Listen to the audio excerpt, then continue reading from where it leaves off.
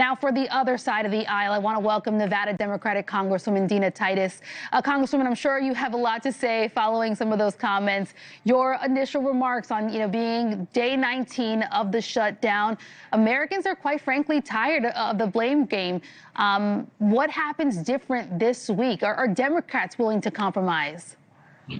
Well, we've been offering many compromises and we've been talking about nothing but health care. So all this that he's said we are demanding is just not true. And expanding health care to people that he calls illegals, that is absolutely a lie. Under existing law signed by Donald Trump himself when he was president, Medicare, Medicaid, and Obamacare are not available to people without papers. So they just need to quit telling this kind of stuff. And furthermore, they can't keep blaming this shutdown on the Democrats. They control the House. They control, look, you can see the leadership right there. They control the Senate. They control the presidency. In effect, they control the courts. So if it's a shutdown, it's because they aren't willing to compromise. Donald Trump said himself, no need to bother to negotiate with Democrats. Well, half the country's Democrats, too. I was out at the No Kings rally yesterday. There were 5 across the valley here in southern Nevada. Thousands of people showed up saying, we don't have kings in this country. We have a democracy, a representative government. Represent us and get out there and get something done. I agree with that. I think we shouldn't have a shutdown. 35 days was a shutdown under Trump the first time, when that's the longest ever. Now you got Rose, I guess, running for governor.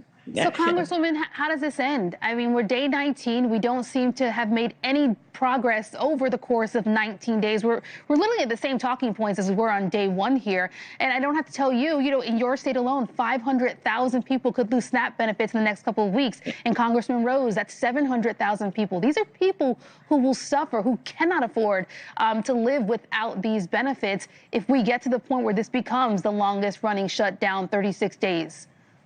Well, you are so right. It's 15% of the population in Nevada. WIC is already shutting down. We're trying to subsidize that with federal dollars. But some things are worth fighting for, and health care is one of them. All they have to do is continue those subsidies for people who are on Obamacare. That's a very limited thing, because if you don't, people are going to not have insurance. They're going to be back in emergency rooms. Everybody's insurance costs are going up. You've already kind of decimated Medicaid. Medicare is coming up next.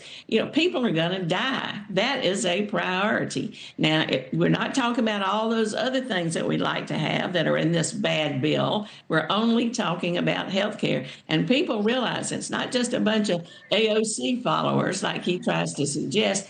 There are seniors out there who know what's coming and how bad it will be.